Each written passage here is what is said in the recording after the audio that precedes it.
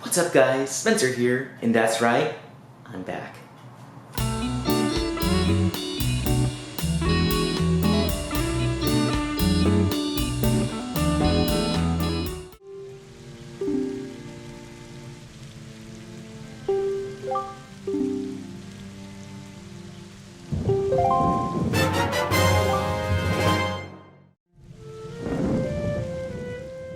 That's right folks, today we're making another soup from the Legend of Zelda.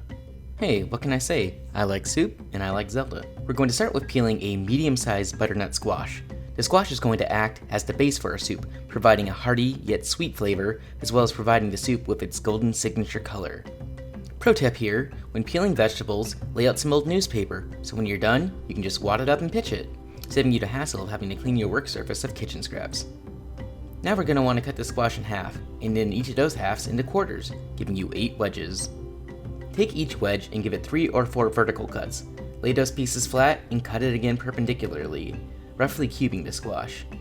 The soup is going to be blended, so don't worry too much about if it looks pretty or not, you just want them roughly the same size so they cook at the same rate. Place the squash on a lined baking sheet and move on to the rest of the cast. First we have some carrots. You know what these are, they're orange, slightly sweet, and apparently make good drumsticks. Next is a parsnip, cousin to the carrot except slightly sweeter, like the sweet, sweet sax of Careless Whisper. Next up is a turnip, as popularized in Animal Crossing and Howl's Moving Castle. Accompanying the turnip is a rutabaga, which is actually a hybrid crop of a cabbage and turnip. Moving on, we have yellow squash. They're like zucchini with a slightly more buttery taste, I find.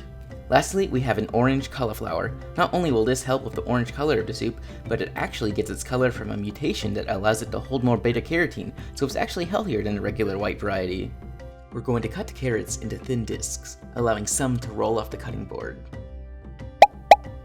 Same with the parsnips, cutting the thick end in half to make the pieces more even. For the turnip, we're going to quarter it and then cut each quarter into thin slices. Now, my rutabaga skin was a bit tough, so I opted to peel it here, but if you have a younger one, you can get away without having to peel it. For the yellow squash, we're going to cut it in half, then in half again, and then finally into thin slices. I only ended up using 1 squash in the dish, but your mileage may vary depending on the size of your other vegetables. Lastly, for the cauliflower, we're going to want to start by peeling off the bottom layers, after which we're going to cut it in half and remove the core, as shown here. To remove the core, cut diagonally on either side of it, and then once at the top to remove the large central stem. From there, we are free to chop the flower into medium-sized florets.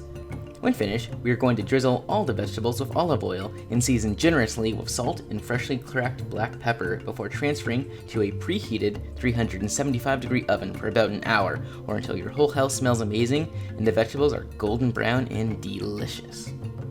While the veggies are roasting, I like to prep my Mirepoix soup base by chopping 1 medium onion, 2 ribs of celery, and 2 carrots, and save that until needed. Now that the vegetables are roasted, it's time to make the soup. Start by adding a tablespoon of olive oil to a large soup pot. To that we are going to add our Mirepoix that we prepped earlier, along with a generous pinch of salt. The salt helps break down the cell walls of the vegetables, bringing out the moisture and allowing the vegetables' natural sugars to caramelize and sweeten. Let that cook down and soften for a few minutes before adding peeled and diced ginger root. Now, I used a small piece about 1 inch long because ginger is strong and a little bit goes a long way, especially in soup. Let the ginger sweat and infuse with the other aromatics before adding 3 cloves of crushed and diced garlic. We'll let that cook for a few minutes before adding in all the roasted vegetables to the pot, making sure to spill some on the floor for good measure. 3 for 3. Man, I am making a great comeback, aren't I? Stir to combine before adding enough stock to cover. I used a quart of chicken stock, but you could easily swap this for vegetable stock to keep this dish vegetarian. Bring the soup to a boil before reducing to a simmer, and let that bad boy percolate for about 30 to 45 minutes covered. When the time is up, we're going to take a stick blender and puree our soup until it is smooth as possible.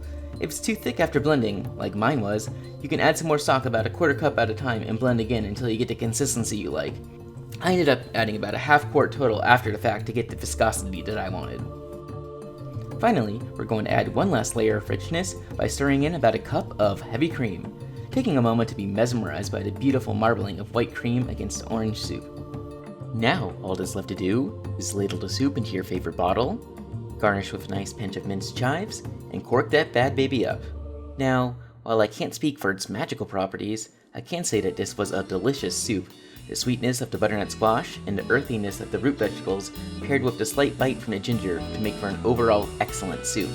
I can see why it's Link's favorite. Thank you all so much for your patience with my year-long hiatus. If you have any questions or any recipes you'd like to suggest, please leave a comment down below. And until next time, I'll catch you all later.